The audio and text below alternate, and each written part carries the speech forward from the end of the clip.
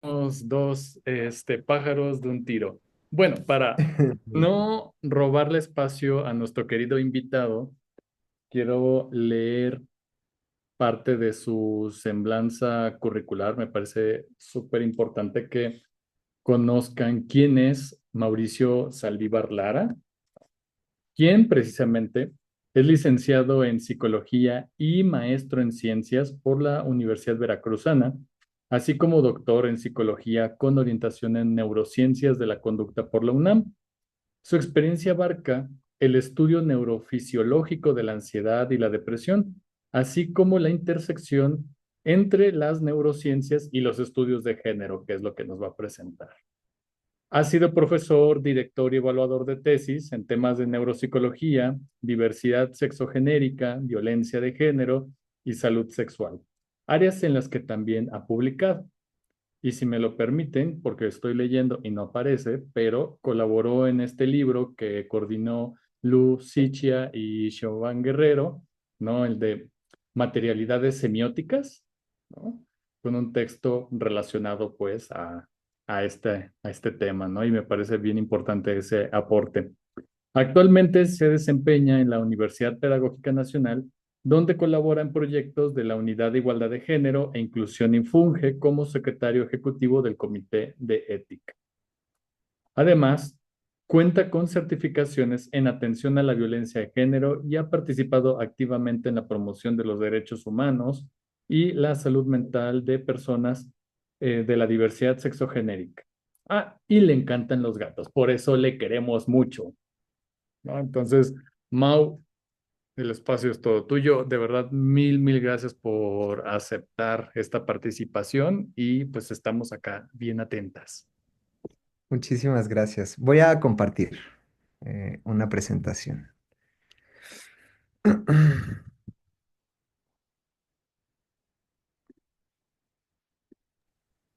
En lo que compartes, si quieres, te doy como contexto, Ujú, como te había platicado, es el seminario de posgrado de investigación con perspectiva de género, en la que ujú. estamos trabajando con la maestría en terapia sistémica de la UAN, de la de Nayarit, así como el doctorado en investigación psicológica y estudiantes de licenciatura en psicología que están haciendo precisamente pues estudios relacionados con estos cruces metodológicos, ¿no? Entonces, para que te sientas súper en confianza en lo que quieras preguntar acá, hay muchas dudas e inquietudes súper buenas, ¿va? Muy bien, muchísimas gracias. Y también, pues en el momento en el que deseen hacer una pregunta o intervenir, pues adelante. La idea es que podamos ir compartiendo un poquito y también que ustedes me vayan compartiendo cualquier inquietud que vayan teniendo en el camino. Fausto me hizo esta invitación, la cual yo agradezco muchísimo. Me encanta muchísimo compartir estos temas y hablar muchísimo de ellos y criticarlos. Me encanta criticar.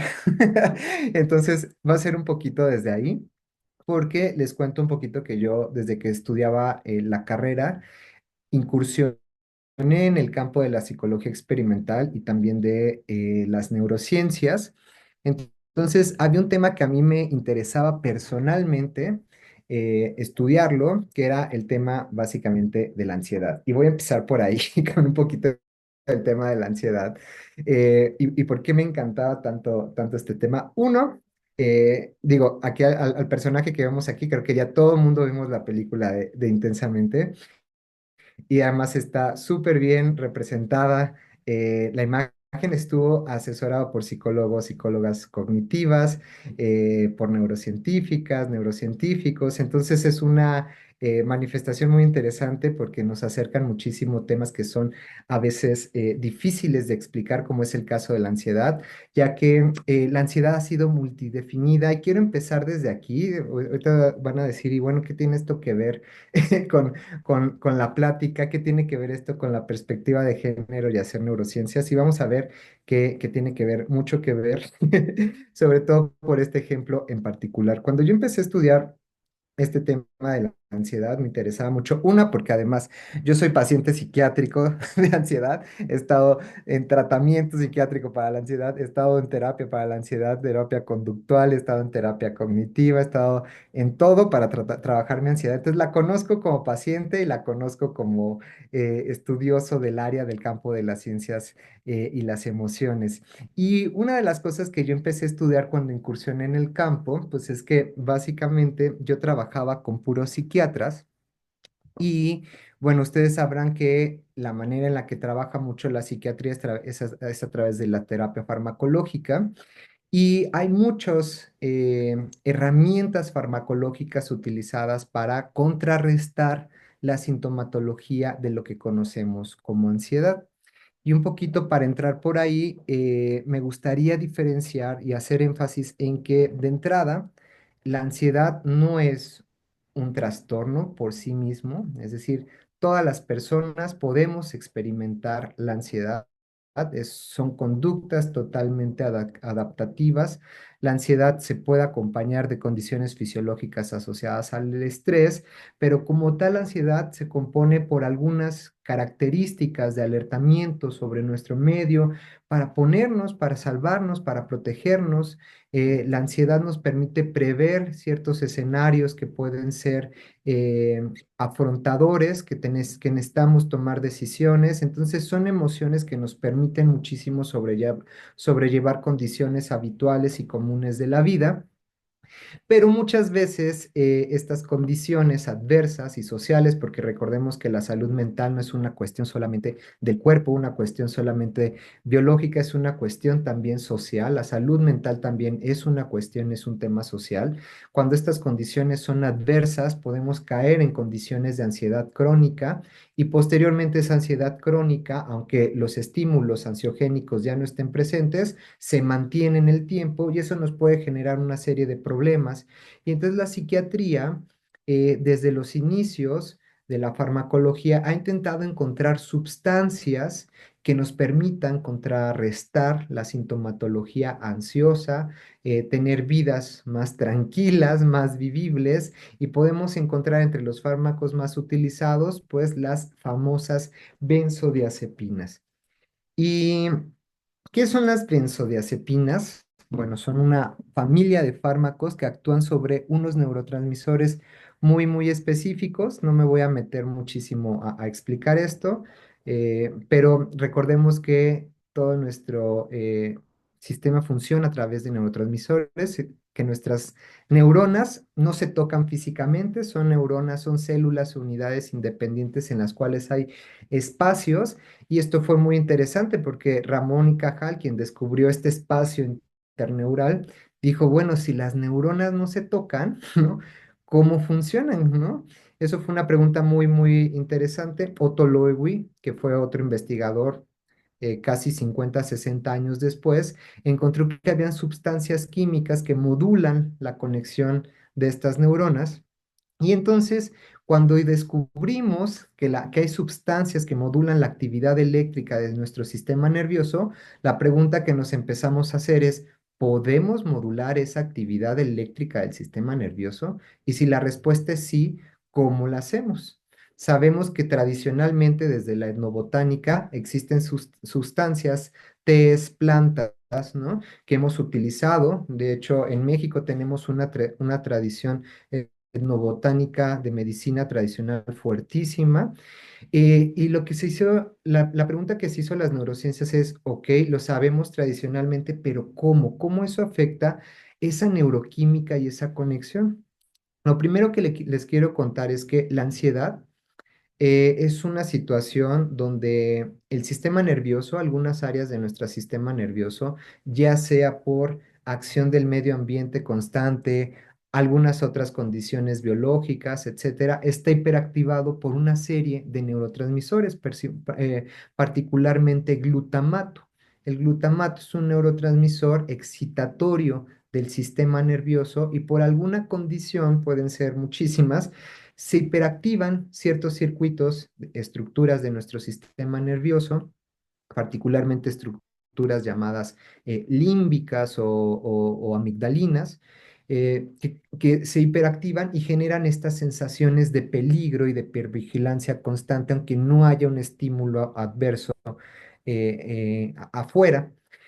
Y por puro accidente, les cuento el chisme, había un investigador, ¿no? Que estaba estudiando eh, la tuberculosis con unos medicamentos. Y entonces él encontró un medicamento que no curaba la tuberculosis, lo estaba haciendo con ratitas, las ratitas no estaban curando de tuberculosis, pero identificó que estaban muy, muy tranquilas, muy apaciguadas. Y eso le llamó la atención, incluso se quedaban dormidas y empezó a experimentar con este medicamento que es un precursor de las benzodiazepinas y posteriormente con las décadas identificamos que esos medicamentos que tienen esas propiedades calmantes o ansiolíticas actúan particularmente en los receptores que reciben los neurotransmisores. ¿Y cómo funciona? Los neurotransmisores, perdón, los receptores son estas moléculas que captan los neurotransmisores y generan una serie de cambios. Y todo esto se los tengo que contar porque es muy importante. Les juro que tengo un propósito. Y tienen muchas subunidades, ¿no? Si yo me acercara con un microscopio de barrido electrónico, vería algunas formas, ¿no? Pero pareciera un chayote. En términos generales, los receptores de GABA parecen unos chayotes y estos chayotes tienen subunidades y hay una subunidad que se llama GABA, que es decir, capta una sustancia que se llama gamma-aminobutírica, que es un neurotransmisor que tiene la capacidad de inhibir al sistema nervioso. Es decir, naturalmente nosotros producimos ese neurotransmisor inhibitorio y ese neurotransmisor inhibitorio genera una cascada química, que mi intención no es aquí abrumarlos con eso, pero genera una cascada química que finalmente desemboca en una inhibición de nuestro sistema nervioso. Bueno, pues resulta que las benzodiazepinas, este medicamento que descubrió este investigador que les platicó, y los benzodiazepinas modernas actúan exactamente sobre el mismo receptor en otra subunidad. Y esto tiene la capacidad de abrir, ¿no? Esta gran molécula para generar esa cascada química al interior de nuestras neuronas y así inhibir nuestro sistema nervioso. Que es lo interesante que en una persona ansiosa que está hiperactivado su sistema nervioso, cuando damos benzodiazepinas, generamos esas cascadas químicas que bajan el nivel. No sé si alguien ha tenido experiencia con las benzodiazepinas, ¿no? Pero tienen una característica y es que pueden ser sedativas y también pueden ser muy adictivas. Por eso hay que tener muchísimo cuidado con este tipo de medicamentos, porque si los usamos mucho, incluso pueden modificar nuestros receptores. Estos medicamentos actualmente son controlados y han sido estudiados ampliamente. ¿Cómo se estudian las benzodiazepinas o las sustancias que pueden tener este potencial neuroquímico a través de un modelo preclínico con roedores? Entonces, ¿cómo funciona? Esto que yo les estoy mostrando es lo que yo hacía en el laboratorio.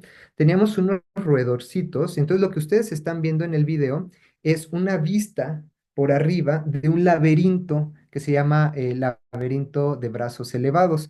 Entonces, ustedes están viendo por arriba ese laberinto, que no es un laberinto como tal, es más bien, se le llama así por la tradición conductual en la psicología experimental, pero realmente es una forma en cruz de cuatro brazos, pero lo que ustedes están viendo aquí es que estos brazos que están en blanco son brazos abiertos, es decir, son dos plataformas completamente abiertas y los que ustedes ven aquí obscuritos son dos plataformas que tienen paredes. Naturalmente, a los roedores les encantan los lugares cerrados, con esquinas, es una conducta de protección que tienen muchos roedores. Entonces, si yo pongo a un roedor en un tipo de laberinto de este estilo, vean cómo pasa de estar en brazos completamente abiertos, comienza a explorar. Y lo primero que vemos, esto los softwares miden cuántas veces entra cada uno de los brazos. Y lo que observamos es que los roedores suelen estar en los espacios cerrados. Hay roedores que tienden a tener conductas muy ansiosas. Cuando hablamos de conductas ansiosas es que el roedor se la pasa en los brazos cerrados, se siente más protegido, bueno, por decirlo de alguna manera, hay mayor protección, no está tan expuesto y naturalmente no se exponen a los brazos abiertos. Si yo les doy benzodiazepinas a un roedor, naturalmente lo que va a hacer el roedor es que esa benzodiazepina va a bajar esa ansiedad que tiene el roedor y el roedor se la va a pasar mucho más tiempo en los brazos abiertos. Esa es la manera en la que en los laboratorios actualmente se evalúan preclínicamente sustancias con efectos ansiolíticos. Si tú le das a un roedor una sustancia experimental y observas que el roedor pasa mayor tiempo en los brazos abiertos, entonces hay la probabilidad de que esa sustancia esté actuando sobre estos receptores que ya les enseñé y bajando las conductas tipo ansiosas a nivel, pues, de roedor, ¿no? Es decir, conductualmente observamos que pasan más tiempo en espacios abiertos, lo cual eh, nos habla de que baja ese tipo de conducta. Si las personas preclínicamente observan que esa sustancia funciona, pasamos a las fases clínicas, es decir, yo ya vi que en roedores me funcionó el fármaco, vamos a ver si me funcionó en seres humanos. Y así funciona. Yo hice mi maestría en un laboratorio de neurofarmacología y experimentábamos este tipo de sustancias ahí. Pero aquí va, y aquí ya entro por fin al tema. Tenía que darles toda esta introducción para entrar un poquito al tema. ¿Y qué es lo que pasa? Cuando yo estaba haciendo mi maestría y parte de mi licenciatura, lo primero que me dijeron mis tutores es, ok, vamos a hacer los experimentos, pero solamente vamos a utilizar en estos estudios ratas macho, solamente ratas macho. ¿Se les ocurriría por qué? Porque solamente mi tutor me habrá dicho, solamente vamos a trabajar con ratas macho. ¿Qué se les ocurre? ¿Por qué? ¿Qué habrían dicho ustedes?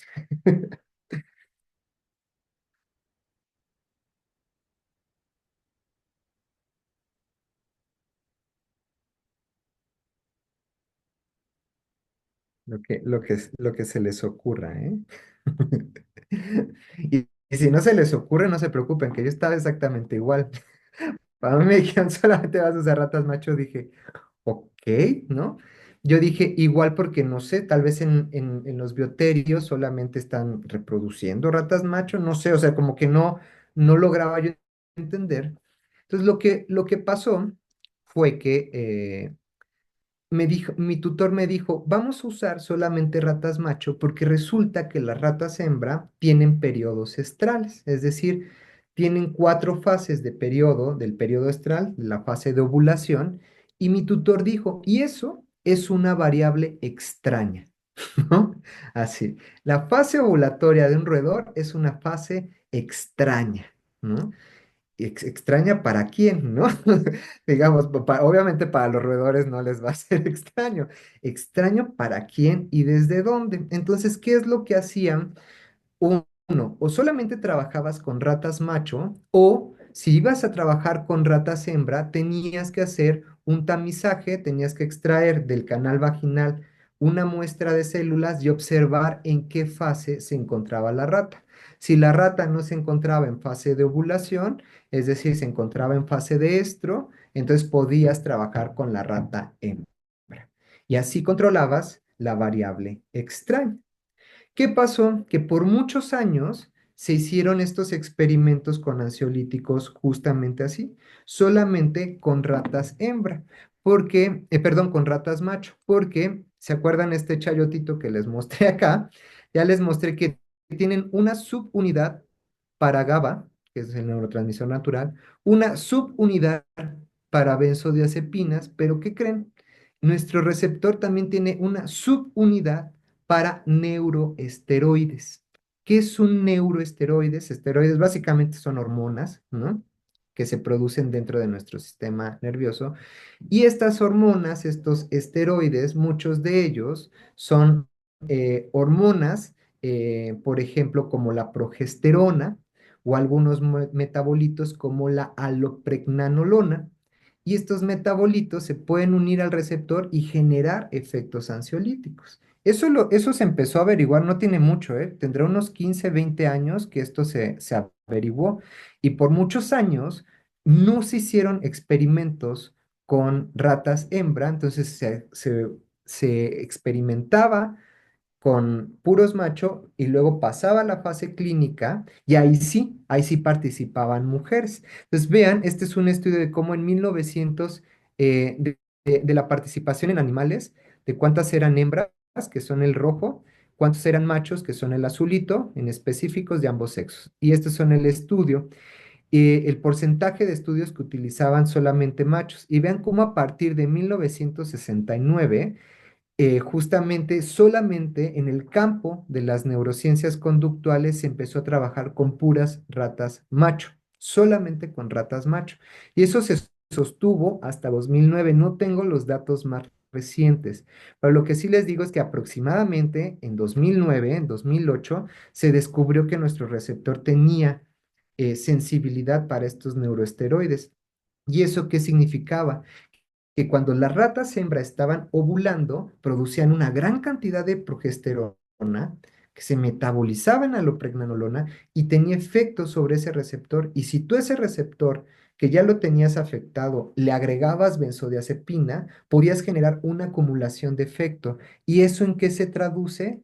En mayor número de efectos secundarios en hembras. Claro, cuando los estudios pasaron a mujeres, se observó que las mujeres presentaban mayor número de efectos secundarios. En este estudio, justamente se analizó eso. Vean, de todas las mujeres que usaban benzodiazepinas, ¿no? Al menos todas, el 100% de las mujeres avisó que tenía efectos secundarios en contraste con el 91%, pero eran tan fuertes que al menos una tercera parte de las mujeres que utilizaban estas benzodiazepinas terminaron el tratamiento, es decir, renunciaron al tratamiento, a comparación de una cuarta parte de los hombres. Es decir, ese número, hay una gran diferencia entre una tercera parte y una cuarta parte. Y ese sesgo es un sesgo de género que yo me di cuenta cuando estaba estudiando mi maestría. Y dije, qué interesante que un proceso biológico de las hembras fuera considerado en neurociencias como algo extraño que habíamos que anular. Y claro, en un laboratorio lleno de hombres, ¿no? Completamente. ¿Quiénes son quienes han estudiado con hembras? Las mujeres, ¿no? O sea, son justamente las mujeres quienes han dado vista de este tipo de situaciones. Esto es un sesgo que se hace desde nivel preclínico.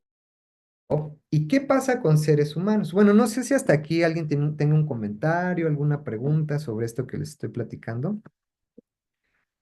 Si no, no Nada. sé, pero Si si no, no en el momento, ¿eh? En el momento que guste. Bueno, ¿qué pasa con seres? Fíjense, estos enredores con impacto en seres humanos. ¿Qué ocurre directamente con seres humanos ya? Esto que ven aquí es la imagen de un cerebro. Creo que hemos visto muchas veces este tipo de imágenes. Hoy en día no es necesario abrir un cerebro en vivo para poder verlo. Tenemos técnicas neurofisiológicas, neuroanatómicas que nos permiten observar el cerebro. Y esto que ustedes ven aquí es un cerebro cortado a la mitad de manera sagital, es decir, eh, de esta posición, ¿no? Es un corte de esta manera y si yo ahorita pudiera cortarme aquí, estarían viendo esa parte, ese interior lateral. Y bueno, este cerebro no es cualquier cerebro, déjenme decirles que es mi cerebro. Esto es una resonancia de mi cerebro, ¿no? Entonces, bueno, ya me conocieron por dentro, ya vieron que la belleza está en el interior y que esta técnica que me aplicaron de resonancia magnética fue una técnica que yo necesitaba por una situación médica. Yo en 2020 eh, no tuve un diagnóstico muy claro, pero por ahí el diagnóstico final fue una epilepsia del lóbulo temporal. Y entonces me tuvieron que hacer este estudio. Aquí no se ve, pero por ahí en otros cortes se ve una cicatriz que tengo en mi cerebro. Pero estas técnicas han generado diagnósticos muy certeros, nos han aproximado muchísimo a entender cómo funciona el cerebro, cómo está neuroanatómicamente conformado y para ello utilizamos este tipo de aparatos resonadores magnéticos que parecen como naves espaciales. No sé si a alguien aquí le han hecho una resonancia magnética, pero es bien claustrofóbico porque te ingresa y empieza a sonar pum, pum, pum, pum, pum, ¿no? Y además te piden que no te muevas, ¿no? Todo el tiempo tienes que estar súper derechito, escuchando ese ruido ensordecedor y aguantándote la claustrofobia. Pero bueno, el resultado ha salvado vidas, es incuantiable. No, ¿cómo se dice? No, no hay forma de cuantificar la cantidad de vidas que esta técnica ha salvado. Los creadores se ganaron el premio Nobel en física, de hecho, y sus efectos pues se han utilizado en muchos campos, incluido la medicina. Y entonces nos han dado imágenes padrísimas del interior de nuestro cerebro y claro, esto visto así fue revolucionario. Por supuesto que se iban a ganar el premio Nobel, ¿no? El impacto ha sido muy, muy amplio y hay modificaciones por ahí de los noventas, más o menos se hizo una modificación a la técnica y no solamente ahora podemos ver el interior de nuestro cerebro, las estructuras, sino que además podemos especular la actividad cerebral, es decir, esta técnica que se llama ahora resonancia magnética funcional nos permite indirectamente saber qué áreas del cerebro están más activas a partir de analizar los niveles de oxígeno, porque las áreas que tienen mayores niveles de oxígeno en teoría son las áreas mayormente activadas porque están obteniendo ese oxígeno de la sangre circundante del sistema nervioso. Entonces, de esa manera podemos observar. El proceso es bien complicado de analizar, eh, pero bueno, es maravilloso, ¿no? Y las imágenes son preciosas y uno ve esto y dice, wow, ¿no? Qué increíble se ve. De hecho, esto fue tan espectacular que George Bush, padre, le impactó tanto la técnica de que dijo, hay que invertirle, o sea, a esto hay que invertirle muchísimo dinero y entonces declaró su gobierno de la década de 1990 a 2000 como la década del cerebro. Y ese fue el gran boom, el último gran boom que hemos tenido en neurociencias que incrementó, o sea, la cantidad de dinero que se inyectó, las investigaciones que se empezaron a hacer en el campo fueron tremendas. Vean, esto es de 1990 a 2010 y lo que ven en la línea azul es la técnica de electroencefalografía, esta donde te ponen tu gorrita, y tus electrodos en la cabeza. Vean cómo sí se elevó, pero no tanto. Esto que ven en amarillo es la tomografía por emisión de positrones. Es una técnica que ya casi no se utiliza actualmente, que también nos daba ahí unos colorcitos, pero no nos permitía identificarlo en el cerebro. Teníamos que poner eso sobre un mapa y bueno, era complicado con una resolución pésima, fue un gran inicio, pero no evolucionó. Y después aparece la resonancia magnética funcional y vean, cuando se declara la década del cerebro, se inyecta dinero y los resultados no se vieron de 1990 al 2000, se vieron del 2000 al 2010. La cantidad de estudios que se empezaron a hacer con resonancia magnética funcional fueron inmensos. Y hoy en día ni se diga, o sea, se hacen, hoy en día en la UAM tenemos el centro de imagenología más grande de la Ciudad de México, donde se hace una cantidad de estudios. En Juriquilla, Querétaro, tenemos el Instituto de Neurobiología de la UNAM con un centro también de imagenología impresionante. La cantidad de estudios que se hacen en imagenología en Juriquilla es brutal, es una cantidad de estudios, pero además con técnicas sumamente sofisticadas, con unos modelos experimentales súper interesantes y elegantes, ¿no? Pero bueno, ¿qué nos trajo este boom? No solamente nos trajo maravillas, sino que además nos trajo un fenómeno muy raro, que fue el fenómeno de ponerle neuro a todo, ¿no? Neuroeconomía, neurolingüística, neuromarketing, neuropolítica. Esto es un fenómeno que por ahí una neurocientífica llamada Gina Rippon llama neuro lo que sea, ¿no?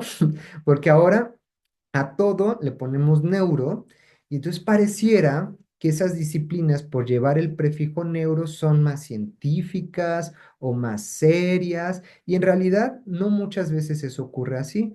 A veces solamente se incorpora el prefijo neuro para tratar de validar algunas corrientes que ni siquiera ocupan o que están ocupando mal los conceptos de las neurociencias, ¿no? Yo he visto cosas, así que no tienen una idea. Una vez vi una cosa de neuropolítica, donde estaban estudiando el área del cerebro que utilizaban los políticos para dar como tener credibilidad en el discurso que estaban dando, como cosas así rarísimas. Entonces ya se estaban inventando funciones y áreas en el cerebro que no tenían nada que ver con lo que realmente hemos aprendido de neurociencias. Pero este fenómeno de neuro lo que sea, o también llamado neurotrash o neurobasura, nos ha afectado y nos ha hecho muchísimo daño. Y ahorita les voy a explicar por qué.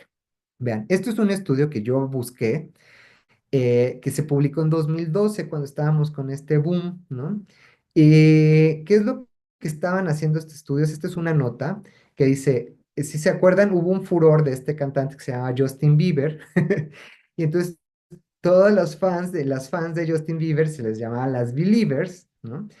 Y un neurocientífico dijo que él sabía por qué las Believers, ¿no? Eran tan fanáticas de Justin Bieber. Y entonces inventó una teoría neurobiológica para explicar por qué las Believers adoraban tanto a Justin Bieber, ¿no?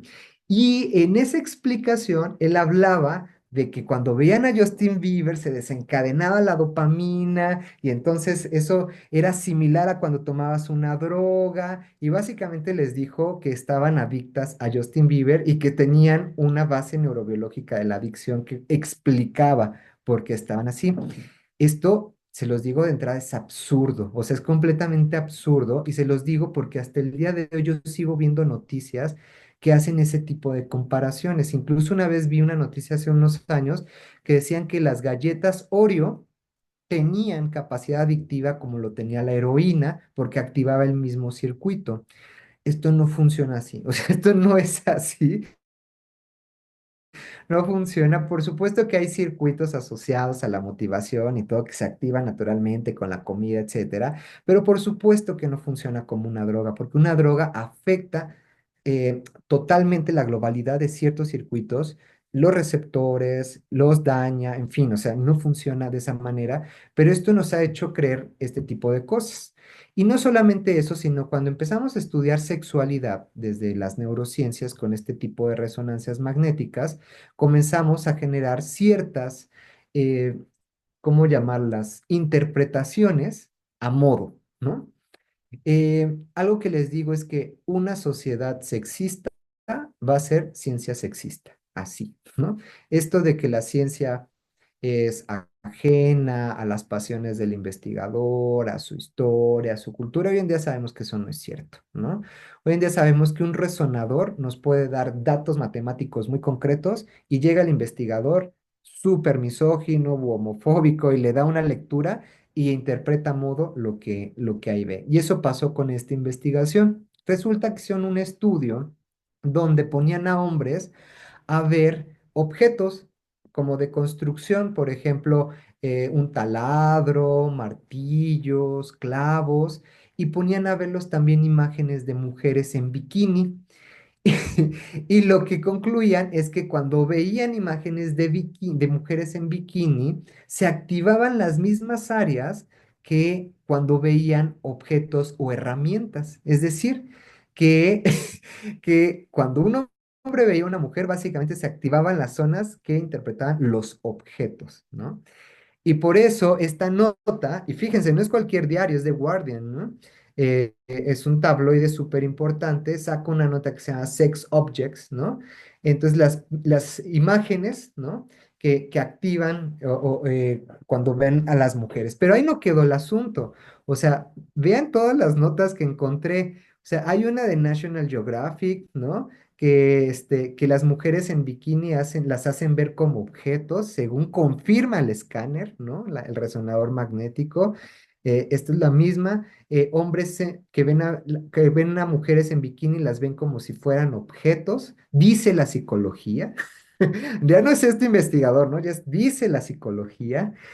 Y vean, luego está este de Telegraph, además. O sea, además no le estoy trayendo cualquier es National Geographic, CNN, Telegraph, ¿no?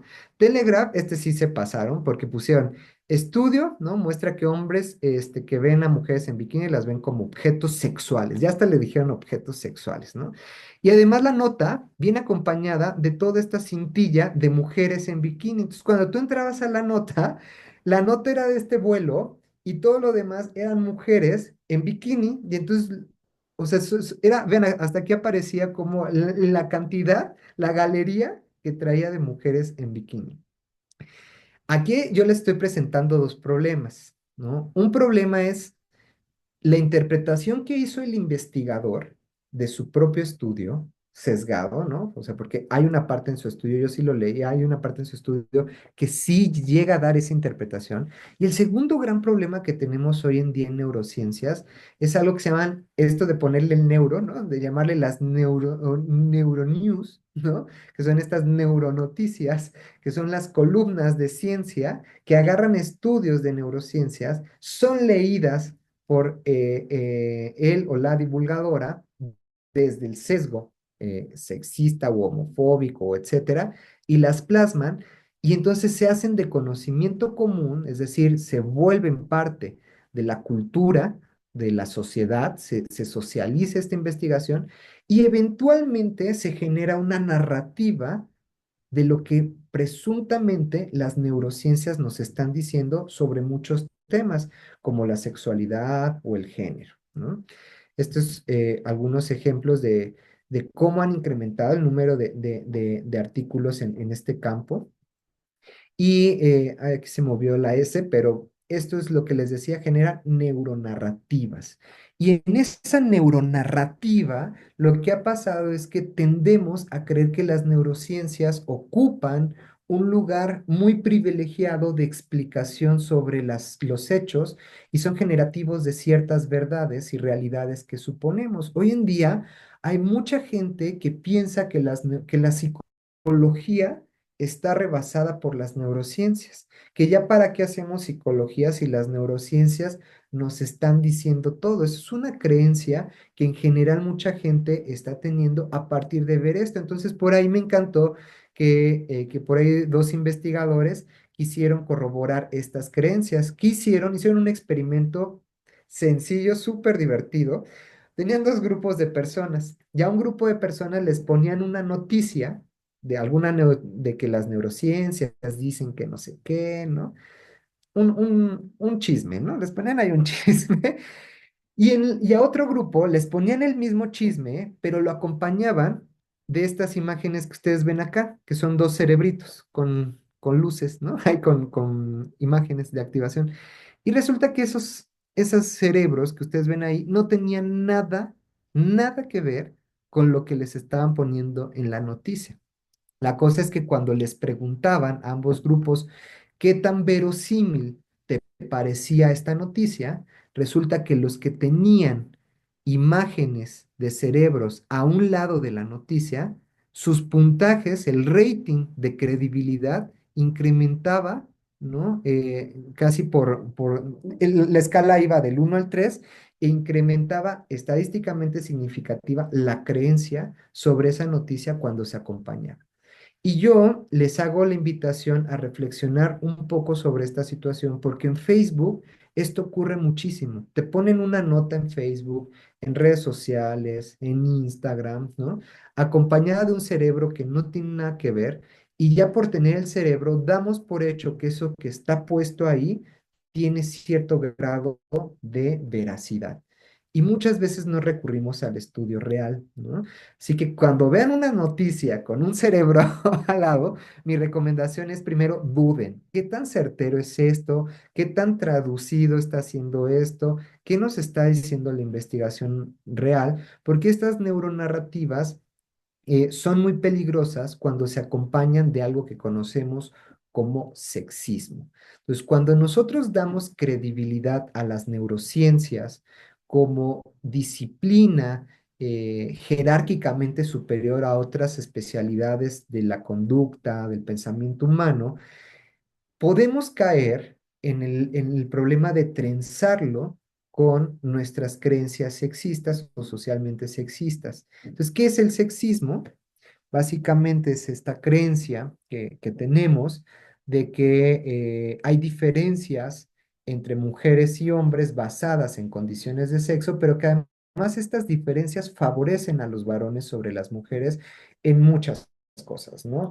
Ya sea en condiciones de intelectualidad, en condiciones de derecho, de actitudes, de competencias, etcétera, etcétera, etcétera. Es una forma de discriminación basada en características sexuales. Y imagínense cuando nosotros, nosotras, nosotros tenemos estas visiones o estas nociones y damos por hecho que efectivamente mujeres y hombres tenemos competencias distintas meramente basadas por condiciones biológicas y además encima creemos que las neurociencias tienen autoridad de verdad y si las neurociencias nos vienen a decir o a reafirmar esto, ni lo cuestionamos, ¿no? En general, la población ni se lo cuestiona, dice, pues la neurociencia lo dijo y ya está, ¿no? ¿Yo qué le voy a estar cuestionando? Pues no, podemos cuestionar. Incluso aunque no estudiemos neurociencias, claro que podemos cuestionar a las neurociencias si tenemos ciertas herramientas para cuestionarlas, que es un poquito la intención de esta plática y que al final yo les voy a dar algunas herramientas al respecto. Pero bueno, como antecedentes, este neurosexismo es antiguísimo, no hay como un registro real de cuándo inicia los sexismos, pero a mí me llama mucho la atención algunas frases de algunos antropólogos físicos, por ejemplo, cuando estaba en el siglo XIX el boom de la craneología, es decir, que pensábamos que los tamaños de nuestros cráneos estaban asociados a nuestras capacidades intelectuales o a ciertos fenómenos psicológicos, pensábamos que entonces, si los cráneos eran de mayor tamaño, pues eran asociados a mayor intelecto. ¿Y quién creen que supuestamente tenía los cráneos de mayor tamaño? Los hombres, ¿no? Se decía que los hombres tenían cráneos de mayor tamaño, por lo tanto eran más inteligentes y que los pequeños cráneos de las mujeres pues daban cuenta de que tenían que estar más bien en el ámbito de lo privado porque no tenían las características intelectuales necesarias para las ciencias y las políticas, ¿no? De hecho, Luke Owen, que es este, les digo, este antropólogo físico, tiene esta frase en uno de sus artículos que él dice, el intelecto de la mujer no solo tiene, sino que debe tener cierta relación con su estructura. Y si se demuestra, se puede demostrar que no existen diferencias entre la mente de los hombres y las mujeres, decía Luke Owen, entonces sería el fin de la antropología. Y esta frase nos dice mucho porque asume que no solo que la antropología, que medía los cuerpos, en ese tiempo la antropología se basaba en la antropometría, es decir, en la medición de los cuerpos, y decía Luke Owen, si nosotros decimos que no hay diferencias entre mujeres y hombres, que hombres y mujeres son iguales, la antropología pierde sentido. O sea, así de dramático era en ese momento las visiones sobre el cuerpo, ¿no? No había cabida para decir, bueno, probablemente nuestros cuerpos son más complejos, ¿no? Y no necesariamente todos los cuerpos de las mujeres y todos los cuerpos de los hombres cabrán en dos categorías exactas y muy bien definidas. No había espacio para ese pensamiento. Cuando se descubrieron las hormonas, eh, una de las cosas que a mí me llama la atención es que pudieron, por ejemplo, los estrógenos o la testosterona, pudieron haberse simplemente descrito, pero no fue así. Por ahí se me olvidó el nombre del endocrinólogo. Se me fue ahorita, pero quien describe los estrógenos y la testosterona les asigna un sexo y las llama hormonas sexuales, ¿no? Particularmente divididas en dos, en estrógenos y testosterona. Y esto les estoy hablando de 1937 aproximadamente. Hasta el día de hoy seguimos hablando de hormonas sexuales, ¿no? Hoy en día sabemos que tanto mujeres como hombres, hablando particularmente del sexo, producimos tanto estrógeno como testosterona. En ese tiempo no se creía que las mujeres solo producían estrógenos y que los varones solamente producían testosterona. Y esto tenía consecuencias graves, porque de una vez les digo, testosterona, no sé si se sepan el significado de la palabra, pero testosterona viene del latín testis, que significa testículos, porque fueron encontradas principalmente en los testículos de los toros. Y como los toros eran animales, pues con mucha rivalidad, muy territoriales, que podían ser muy agresivos ante la amenaza externa, se asociaban justamente con las condiciones sociales de la virilidad y por eso decían, pues estas hormonas son masculinas, no hay posibilidad de que una mujer pueda producir testosterona. Las mujeres, decía, producen estrógenos y no sé si sepan qué significa estrógenos, ¿no? Pero estrois es pérdida del control, ¿no? Y genan, es producción, es decir, los estrógenos son productores de la pérdida del control.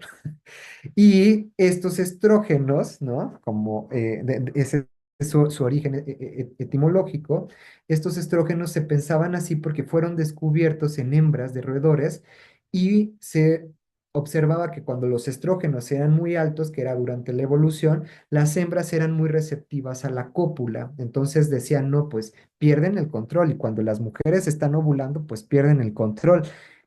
Es decir, las mujeres son irracionales, ¿no? Tienen pérdidas o situaciones iracundas debido a sus hormonas. Y esto también favoreció a decir que las mujeres no podían participar de la vida pública debido a sus hormonas. De hecho, hay un programa que ha durado 1000 años que se llama The Tonight Show, que ahorita conduce Jimmy Fallon. No sé si conocen el programa o lo han visto, pero es como el gran programa de la noche.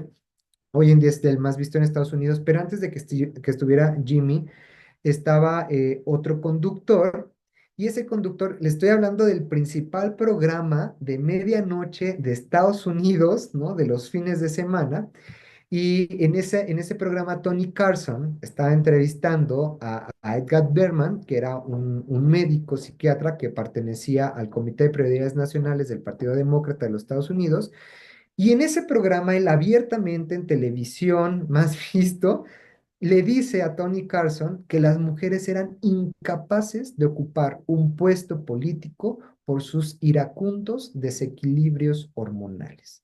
Y hasta el día de hoy, aunque esto nos parezca una cosa anticuada, súper obsoleta, rara, seguimos pensando que, o hay frases que se utilizan comúnmente para decirle a las mujeres, estás en tus días, estás súper hormonal, ¿no?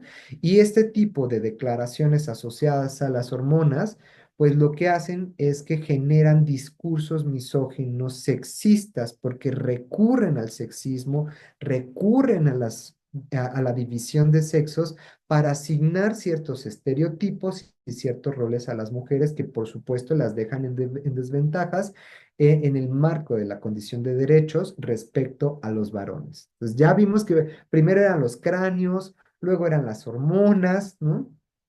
Y claro, no podía faltar el cerebro, ¿no?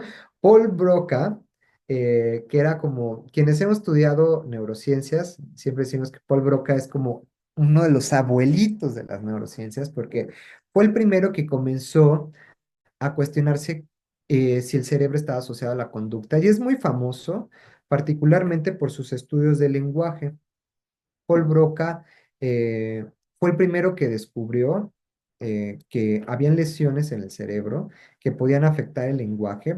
Particularmente tuvo un paciente que se llamaba el paciente Tan, y el paciente Tan, fíjense nomás la falta de ética, pero bueno, le estoy hablando del siglo XIX, ¿no? No podemos esperar tampoco muchísimo, pero Paul Broca tenía este paciente que le llamó así el paciente Tan, porque Tan solamente puede decir Tan.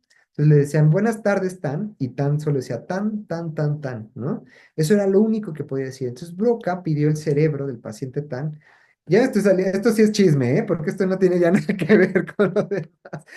Pero este, entonces al final Broca le pide a la familia que cuando Tan se muriera le donara su cerebro, y curiosamente a las 2 semanas el paciente Tan se muere, ¿no? Misteriosamente. Entonces Broca se hace del cerebro del paciente Tan y descubre que había una región frontal, aquí donde yo me estoy tocando, del lado izquierdo, justamente aquí donde me estoy tocando, que se llama una región ventrolateral de la región o del lóbulo frontal. Y esa región cuando es lesionada, particularmente del lado izquierdo, genera problemas de producción del lenguaje. De hecho, esa área se sigue llamando tradicionalmente el área de Broca. Estoy hablando de hace casi 200 años, ¿no? Y un poco para conocer el impacto, porque Broca abrió la difusión, abrió la curiosidad para estudiar el cerebro y decir, hay algo aquí muy importante. Y Broca, siendo la autoridad en ese momento de las neurociencias, este antropólogo francés, dijo, bueno, pues si el cerebro es tan importante, seguramente debe de haber diferencias entre mujeres y hombres. Así que pesó los cerebros y vean la diferencia del peso. Habían 1.325 gramos en promedio en los cerebros de los hombres y 1.144 gramos en el cerebro de las mujeres. Y él decía, pues sí hay una diferencia de gramaje y esa diferencia de gramaje hace la diferencia intelectual. De hecho, tiene aquí un escrito que se los leo, decía, podríamos pensar que el tamaño pequeño del cerebro femenino depende del pequeño tamaño de su cuerpo. Pero no olvidemos que las mujeres en promedio son un poco menos inteligentes que los hombres. Por lo tanto, podemos suponer que el relativo tamaño del cerebro de las mujeres depende en parte de su inferioridad física e intelectual, ¿no? Así nacieron nuestras neurociencias, ¿no? O sea, esta es la cuna de las neurociencias y por eso yo les digo que hoy en día hay mucha gente que cree que está rebasado esto, es decir, que supone que que las ciencias en general se escapan a las condiciones contextuales, culturales y sociales, pero no, porque resulta que quien hace la ciencia somos personas con una crianza, con una historia de vida, con una inmiscuidos o intrincados en un espacio cultural e histórico y cuando hacemos ciencia, muchas veces todo eso se deposita ahí. Esto no se las explico, está muy difícil. Pero bueno, en términos generales, se han creado en los últimos años una teoría neurobiológica para hablar de cerebros masculinizados y cerebros feminizados. Es decir, hoy en día las neurociencias presuponen que hay cerebros totalmente diferenciados. Cerebros rosas, cerebros azules, cerebros de hombre, cerebros de mujeres, cerebros masculinos, cerebros femeninos. Y esto, por supuesto, ha tenido consecuencias. Pero no sé si hasta aquí alguien tenga un comentario.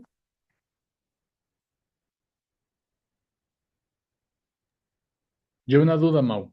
Sí. El texto donde Broca habla precisamente del pesaje de las mujeres y que incluso las compara como con algo así que menciona que son como simios muy inteligentes debido al pesaje, pero es una Ajá. estimación, bla, bla, bla. Porque en una ponencia de esta, la autora, seguramente la conoces, Fernanda Pérez Gay, ella Ujú, precisamente en algún punto señala el mismo texto y al momento de rastrearlo, encuentro uno, pero no sé la validez de ese texto que se llamaba El cerebro de las mujeres. Y ujú. entonces habla del alumno de Broca, él totalmente antropólogo, y ya ves que Broca pues se dedicaba más a esta parte del lenguaje y demás. Entonces, más bien me gustaría como que nos compartieras un poco dónde localizar ese texto, si ese es el texto correcto, ¿no? El que te digo que encontré, ¿no? El cerebro de las mujeres o el cerebro de la mujer, algo así se llama, y no como tal es de Paul Broca, es de un autor que va recopilando textos de la época, porque de hecho coincide con el movimiento sufragista, la primera ola, en el que precisamente estaban haciendo como estas entrevistas a especialistas, ¿no? Para que precisamente cuando se hiciera la sentencia se tuviesen como las evidencias de que por qué las mujeres no deberían de votar y una de ellas era precisamente que por la cuestión de los cerebros. Entonces, bueno, tengo como esa inquietud. Sí, fíjate que yo, esto de cuando las compara con simios, yo no lo he visto, o sea, o con monos que se asume que es inferioridad. Yo no he encontrado el texto donde diga específicamente eso, Broca, ¿no? Yo tampoco, alguna vez lo vi en una publicación, pero yo no lo he visto. Este que te traigo de acá es un rastreo que hizo Elizabeth Fitt, que es una historiadora de la biología. Entonces, Elizabeth Fitt rastrea el documento donde Broca hace esta afirmación. no las compara precisamente con primates, ¿no? Con otros primates, sino que sí hace la aseveración de que hay una inferioridad intelectual debido al gramaje del cerebro. Pero déjame ver, yo me voy y reviso a Elizabeth Fitt y me voy y directamente yo te podría investigar cuál es el texto que Elizabeth rastrea, porque efectivamente el otro yo nunca lo he leído tampoco, ¿no? O sea, donde hace la otra afirmación de la comparación. Entonces déjame ver, lo reviso y te digo, ¿no? ¿Cuál podría ser? Y te lo mando después, igual para que lo puedas compartir con el resto del grupo. Pero algo que dices y que es bien interesante es que es verdad en el sentido de que estos discursos se hicieron todavía más, se profundizaron, se hicieron todavía más graves, se hicieron todavía más públicos a finales del siglo XIX, porque a finales del siglo XIX comienza a surgir las primeras olas del sufragismo, los primeros movimientos de la primera ola sufragista, y lo que nos estaba diciendo toda la biología, o sea, como le estoy mostrando ahorita, es que toda la biología está basada en la teoría de la complementariedad, es decir, que estas condiciones diferenciadas del sexo colocaban a las mujeres en el espacio de lo privado porque sus marcas biológicas, sus registros en el cuerpo eran una evidencia natural de que tenían que estar en la casa para los cuidados, para la crianza. De hecho, las mamas, ¿no? Aunque los hombres también tenemos glándulas mamarias, en el caso de las mujeres se hablaban más de ellas justamente para hablar sobre la crianza, la reproducción, pero toda la biología nos llevaba a ese espacio, incluso por ahí la botánica también los gametos, ¿no? Estas células sexuales reproductoras también hacían referencia a condiciones como la monogamia, la familia, en fin, toda la biología estaba enmarcada ya. Entonces, lo que hizo el primer sufragismo es que dice, viene a cuestionar también mucho la naturalidad de las posiciones sociales que estaban teniendo las mujeres con relación al discurso biológico de las diferencias. Y por ahí hay una mano levantada de Cristian. Adelante, Cristian. Oli, no, es que hace rato que estabas hablando sobre lo del cerebro masculino y cerebro masculinizado y esas cosas, recordé que hubo todo un movimiento, pues, político por lo del autismo, porque el Ya. autismo, las bases era que era un cerebro hipermasculinizado. Y entonces, inclusive, el símbolo del autismo era un lacito azul. Y era porque, según las estadísticas, eh, por cada 4 niños diagnosticados con autismo, había una niña, ¿no? Y entonces, pues ya después se hicieron como muchos estudios, ya actualmente ya cambió el simbolito que se asocia con el autismo, pero sí era como muy mm, impactante porque para mí eso me enseñaron, o sea, yo estaba en psicología. Y eso me enseñaron, que el autismo, es más, era, si es niño se puede diagnosticar autismo, si es niña no se puede diagnosticar autismo, aunque tengan otras cosas. No, porque entonces a la niña se le exigía, bueno, más bien la niña como era menos sociable, la niña como más retraída, pues era normal, ¿no? Hasta que ya ahorita, pues ya hay todo un debate acerca del autismo y las mujeres con TEA, entonces se me hace como muy interesante y me estaba recordando eso. Muchísimas gracias. Sí, exactamente. Baron Cohen, que ha estudiado autismo desde la premisa de los cerebros masculinizados y feminizados, pues defendió por décadas esta posición y la sigue defendiendo. ¿Eh? O sea, Baron Cohen se va a morir diciendo esto, ¿no? Porque ha sido el principal defensor de que el autismo está asociado a características masculinas de los cerebros, pero esa premisa supone efectivamente que hay dos tipos de cerebros muy bien diferenciados. Y lo que se observa, uno es que los instrumentos de medición o los instrumentos diagnósticos justamente responden a esta misma lógica. Entonces, muchas veces queda supradiagnosticado el autismo en las niñas por condiciones van uno, desde lo social y segundo, sobre la construcción de los propios instrumentos o incluso desde la observación conductual. Pero sí, esto que nos compartes, Cristian, está súper interesante, ¿no? Y es una de las cosas que nos ha permitido un poco cuestionar qué tan verdadero es que haya dos cerebros tan dimórficos, ¿no? Hasta el día de hoy. Porque eh, se han hecho una serie de cosas, no sé si han leído este libro, se llama The Female Brain. Si no lo han leído, no lo lean. Si no lo han leído, no lo hagan. Ahórrenselo. Yo se los digo, yo se los platico. En este libro de Brizendine, que es una neurocientífica, es un libro donde ella retrata o trata de hablar sobre la feminidad, pero recurre totalmente a la noción de dos cerebros, un cerebro masculino y un cerebro femenino. Pues, dice una cosa, una serie de cosas que son alarmantes, pero que para su momento nadie los vio. De hecho, dicen que hay una película, yo no la he visto. Vean, el mismo libro dice, el libro que inspiró una película, no me la puedo imaginar, por Dios. Pero a ver, les rescato aquí unas cosas que dice.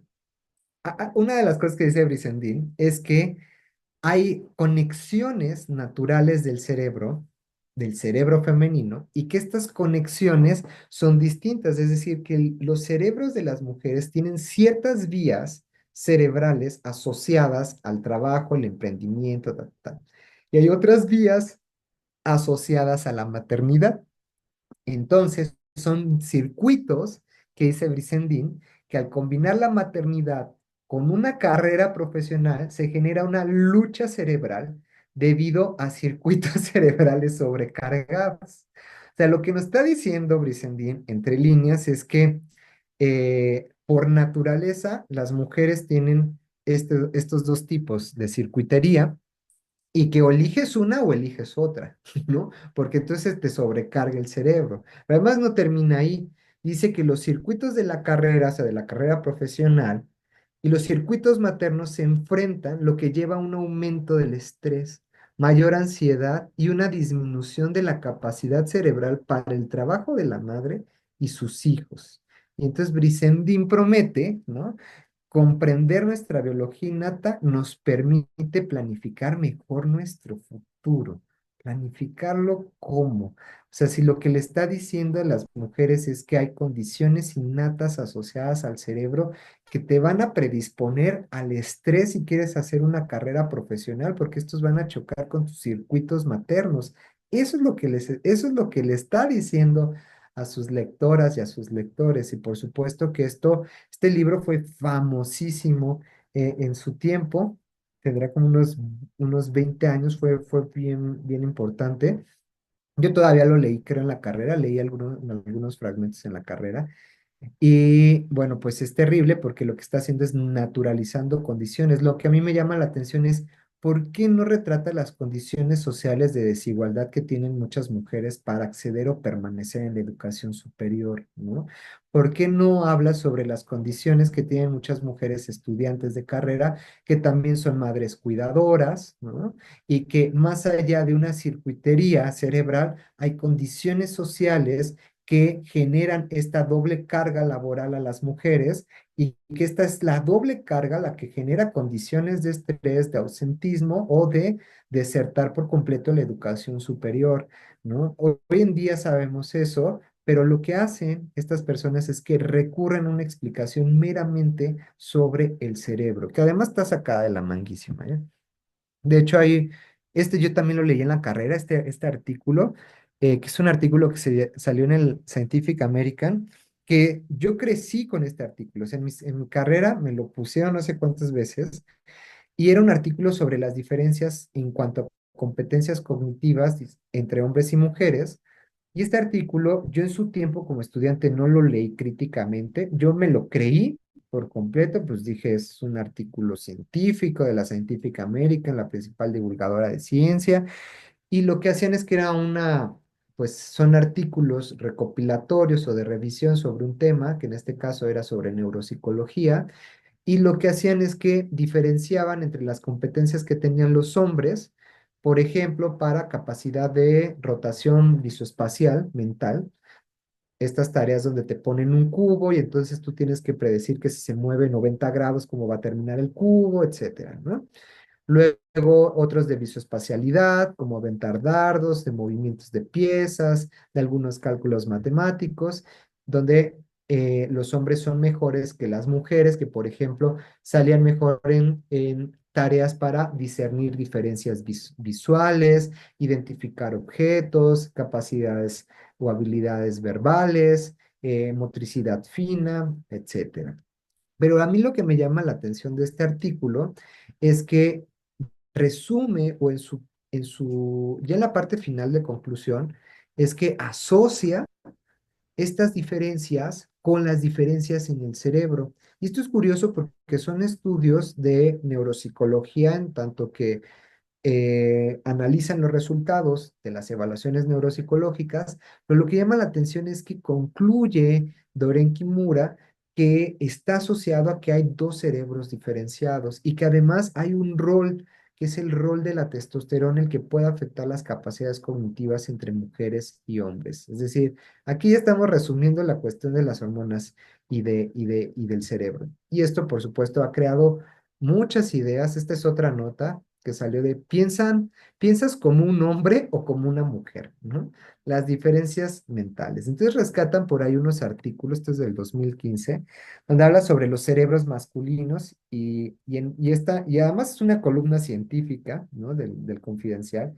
Si los cerebros masculinos son más propensos a la sistematización, son propios de gente que tiene mayor facilidad descomponiendo y analizando sistemas, tienen mayor propensión a trabajar como informáticos, banqueros, administrativos, controladores aéreos, mientras que los cerebros femeninos son propensos a la empatía y son fáciles, bueno, tienen mayores capacidades para reconocer sentimientos. La persona con esa mentalidad tiene mayor propensión a trabajar en trabajos como psicólogos, profesores, asistentes sociales o en cualquier otro trabajo que requiera atender al público, es decir, trabajos de cuidado y de servicio. Estos estudios son súper comunes. Aquí hay otro, hombres y mujeres, somos dos mundos aparte, ¿no? E igual hacen la misma asociación de los cerebros de hombres son sistemáticos, analíticos, organizados, estructurados, mientras que los de las mujeres son sensibles, emocionales, empáticos. Esto es parte de ese análisis. De hecho, hay libros, ¿no? Este libro de los hombres son de Marte y las mujeres son de Venus, que hace una narración de las diferencias biológicas y cómo se representan socialmente para separarnos lo mayormente posible. Y esta neuronarrativa en su entronque con el sexismo, lo que veíamos, qué peligroso resulta cuando las neurociencias se entroncan con este sexismo, porque crean esa narrativa, una narrativa de verdad sobre los cerebros, sobre las diferencias, y ya ni hay que estudiar neurociencias para creer en esto. De hecho, vean, este es un estudio que me encantó, fue un estudio cualitativo y me encanta que hayan utilizado una metodología cualitativa para poner en jaque un área completamente cuantitativa y experimental. ¿Qué es lo que estaban explorando aquí? Esas neuronarrativas, esas ideas sexistas sobre la diferencia entre los cerebros de hombres y mujeres.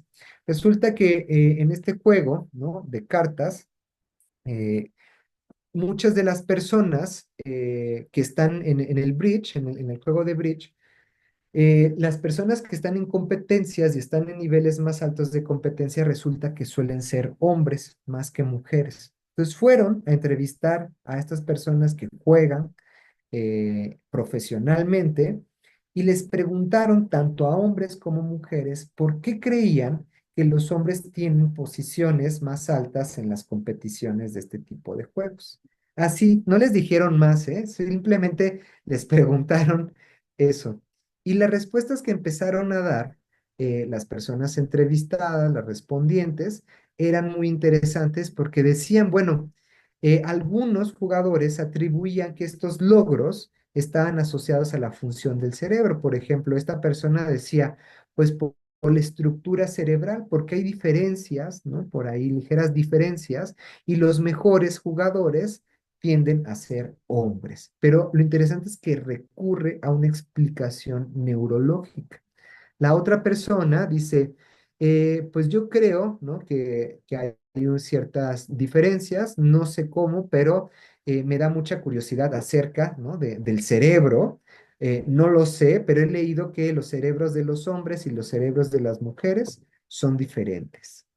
Luego otra persona dice, pues yo creo que es algo inherente, ¿no? Es una cosa física y es una cosa asociada a la mente y tiene que ver con las células cerebrales. Luego otra persona dice que se ha establecido que las mujeres, ¿no? A nivel cerebral, pues tienen un mayor rango de emociones que los hombres. Entonces, vean cómo las explicaciones, hoy en día ya ni tenemos que estudiar neurociencias para asociar que hay condiciones diferenciadas en el cerebro, ¿no?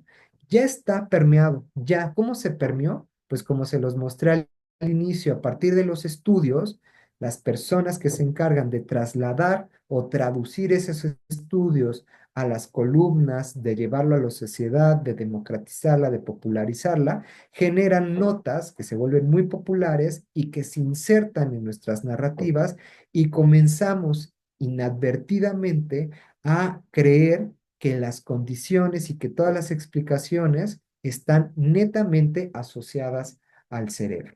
Por ejemplo, una de las más comunes que yo he escuchado es esta idea, ¿no? De que las mujeres conducen pésimo, son pésimas al volante y que siempre si hay un choque o algo tiene que ser una mujer.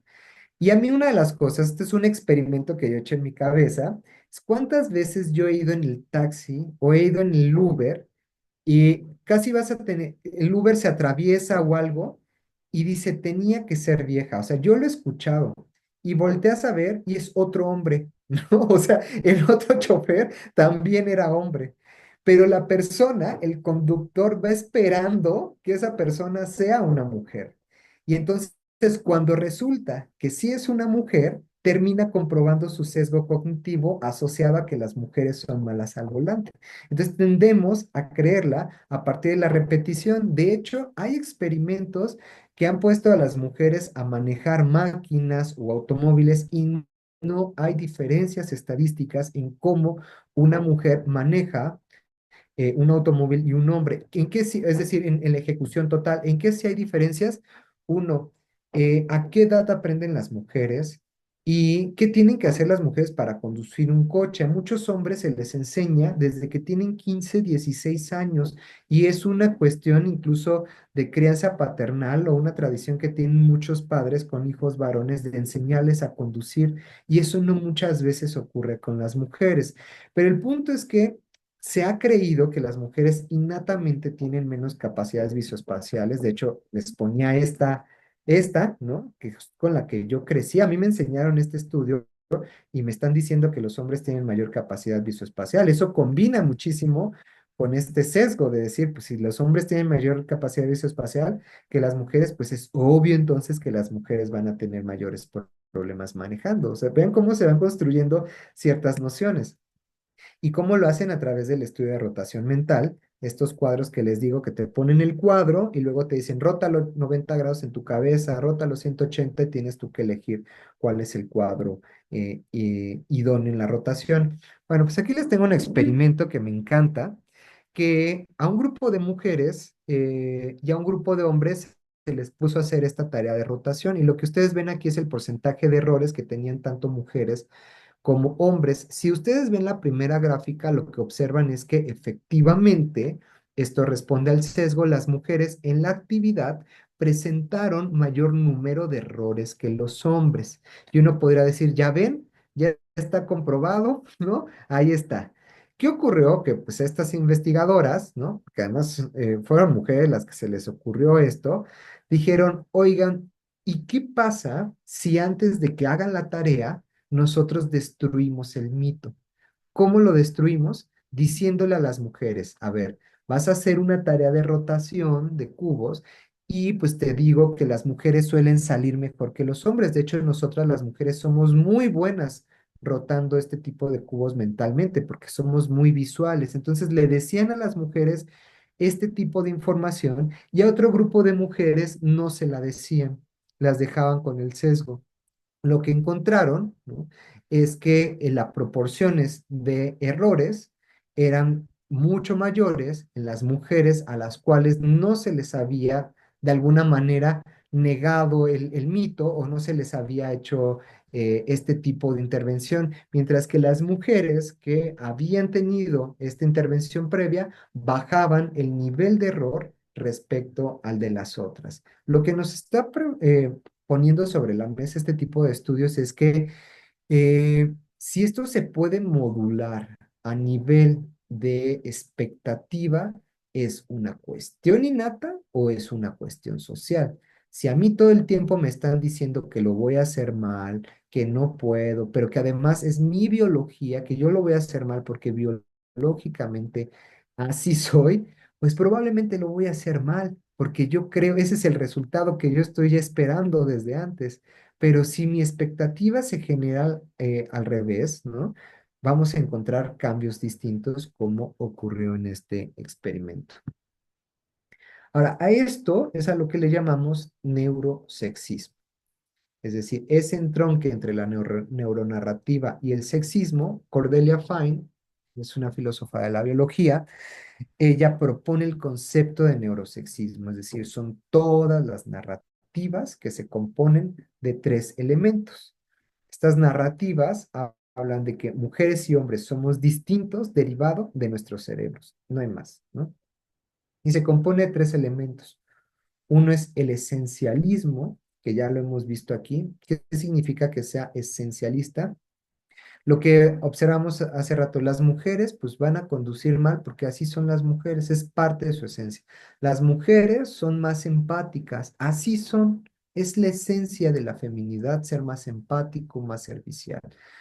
Es decir, hay ciertas características incuestionables que no son volitivas, que son naturalizadas para hombres y para mujeres. Y el neurosexismo se alimenta de esa idea. La otra es el innatismo, es decir, que ya nacemos con ellas. Es decir, no hay condiciones sociales, histórico-culturales que estén modelándolas, sino que hay una condición innata, es decir, desde el nacimiento, con la cual yo ya vengo y simplemente vienen a este mundo a manifestarse.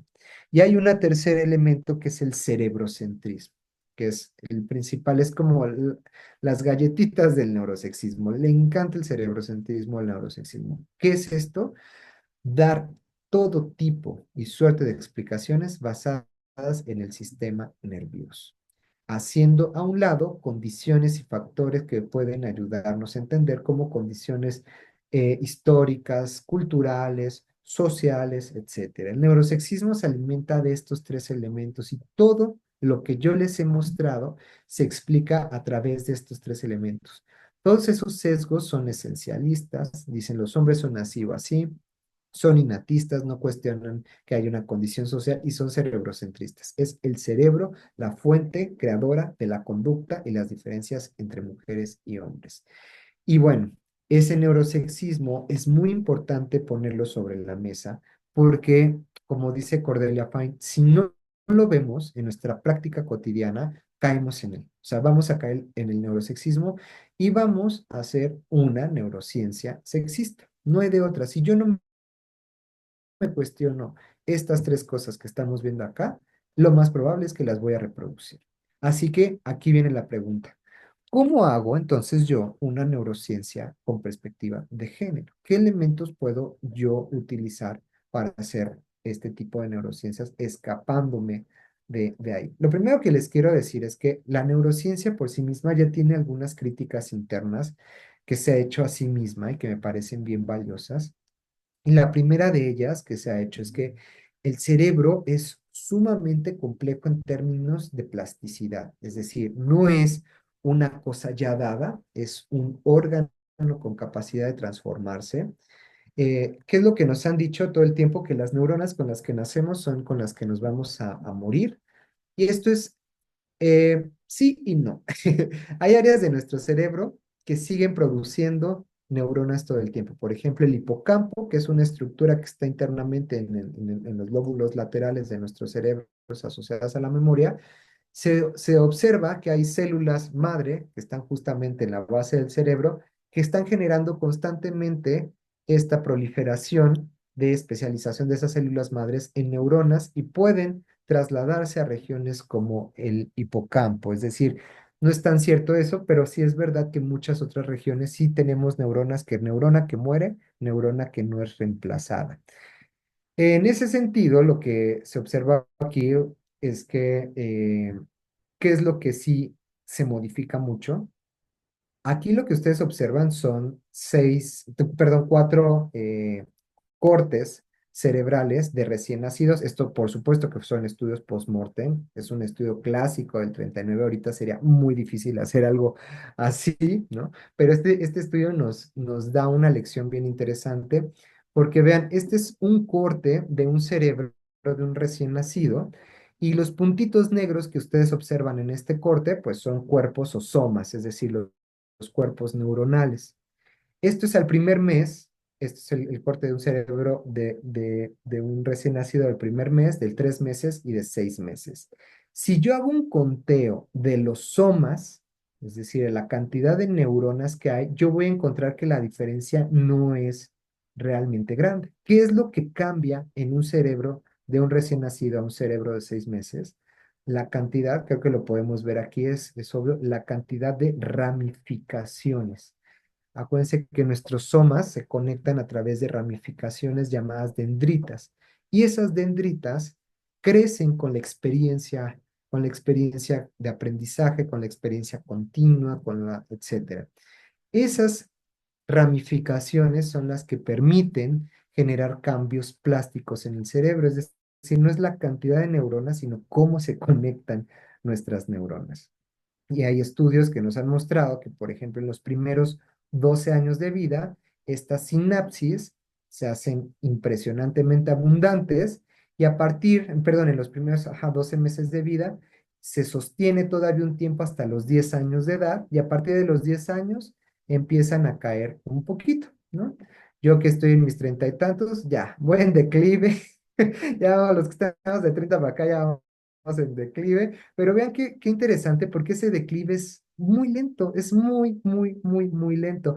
Tan lento que a partir de los 70 años es cuando empezamos a notar los efectos reales de esa pérdida, pero es muy, muy apaciguado. Pero lo maravilloso de esto es lo que ocurre en el primer año de vida hasta los 10 años de vida. Es decir, son 10 años sumamente importantes de ramificación y conexión. Y eso lo observó también por ahí Donald Hebb, quien establece las bases de la plasticidad cerebral. Y Donald Hebb lo estudió con roedores muy jóvenes, roedores a que están encerrados en cajitas, sin ninguna interacción, y luego medía la cantidad de dendritas que tenían sus neuronas a comparación de aquellas neuronas que eran muy ramificadas de roedores que habían tenido una vida prematura con contacto social, alimentación, juego, exploración, conducta sexual, etcétera. Es decir, las condiciones ambientales modificaban la manera en la que esos cerebros se conectaban y desarrollaban. Y la pregunta es si el género aprendido influye en nuestras habilidades, ¿no? Pues podemos ir un poquito asimilando esto. Si en los primeros 10 años de nuestra vida el cerebro tiene esa capacidad de moldearse socialmente, y a niñas y a niños se les cría en esos 10 años de manera diferenciada, ¿no será que esa crianza tenga efectos sobre cómo se va a organizar ese sistema nervioso? Es una pregunta que se empezaron a hacer muchos, y particularmente mujeres neurocientíficas, al decir, bueno, hay condiciones aquí, ¿no? Que son importantes tomar en cuenta. Uno es el aspecto social. Si hay juegos, por ejemplo, en la infancia que desarrollan condiciones visoespaciales como los cubos de armar, y hace poco fui al Walmart y esto sigue siendo igual, ¿eh? O sea, tienes tu pasillo de color azul de juguetes con juguetes de armar y carritos, tienes el pasillo rosa de juguetes con puras muñecas, con juegos de convivencia, de lenguaje. Entonces, lo que ha dicho algunas investigadoras, entre ellas la psicóloga Janet Haidt, estas condiciones de diferenciación social pueden ser las que están afectando condiciones cognitivas que hemos asociado como innatas por el género o el sexo. Entre ellas, por ejemplo, las habilidades matemáticas entre niños y niñas. Por muchos años se ha dicho que los niños son mejores en matemáticas que las niñas. Y el estudio que les mostré lo seguía poniendo así, ¿no? Que que los hombres tienen mayores capacidades de cálculo. ¿Qué hizo la doctora Janet Hyde? Bueno, pues hizo un metaanálisis para comparar todas las diferencias que habían y hizo unos análisis que se llaman análisis de covarianza. En estadística hacemos análisis de covarianza en términos, para explicarlo como muy, muy sencillo, las covarianzas nos permiten ver qué otras variables están sumando a esa varianza de datos, ¿no? Y podemos separar para identificar si una variable está sumando esa varianza de datos, si otra variable está sumando esa varianza. Ella hizo este metaanálisis y se dio cuenta que habían unas covarianzas o unas variables que estaban afectando los resultados generales. ¿Cuál era esa? ¿Cuál era la principal covarianza? Ella demostró que niñas y niños tenían capacidades iguales y a partir de los 7, 8 años se hacía esa diferencia, pero si tú restabas las condiciones pedagógicas en las que se encontraban, se restablecían. ¿Cuáles eran esas condiciones pedagógicas? Una de ellas es la representación. Si no hay mujeres, si en la educación no tienes la representación de mujeres en campos de la ciencia, las niñas no se sienten identificadas con ese campo y entonces comienzan a rehusar aprender. Esa es una de las hipótesis que ella estaba planteando. Es decir, si tú estás diciendo que todo el tiempo la ciencia es de varones, porque inadvertidamente presentas solo a hombres en el campo de las ciencias, lo que tú le estás diciendo a esa niña y ese niño es que las ciencias son para niños. Y entonces lo que imposibilitas es a las niñas involucrarse y sentirse identificadas con el campo de las ciencias. Y esto ha tenido repercusiones fuertísimas en las carreras STEM de ciencia, tecnología, matemáticas, física. Hoy en día, solo el 30% del estudiantado son mujeres. Y eso tiene que ver con muchas condiciones. Una, yo di una plática similar en ciencias aquí en la UNAM y lo que decían las chicas es que decían, bueno, a mí todo el tiempo me dijeron que no. De hecho, yo estoy estudiando matemáticas a pesar de que mi papá me dijo que yo no tenía que estar estudiando matemáticas, ¿no? Una, entonces ya hay una condición desde casa, ¿no? Que una mujer que está estudiando ciencias ya le dijeron desde casa que no y ya se contrapuso eso. Pero todavía llegan a la universidad, a la educación superior y lo que se han encontrado y me comentaban estas estudiantes es que los profesores de entrada les dicen les va a costar más porque son mujeres, porque a los hombres se les facilita más. Entonces hay una situación ahí que ya está generando un contrapeso cognitivo respecto a lo que tú esperas que va a ser tu ejecución dentro de tu carrera, derivado de lo que te está diciendo tu profesor, que es una autoridad educativa en el espacio, ¿no? Esto que le estoy diciendo es bien importante porque lo que les estoy contando es que no todo es el cerebro, ¿no? Janet Hyde lo que nos está diciendo es, no todo es el cerebro, hay condiciones pedagógicas, cognitivas que están influyendo en estas diferencias de la ejecución. Y le pueden encontrar un montón de estudios, he hecho un montón de cosas en lenguaje, en matemáticas, en todo.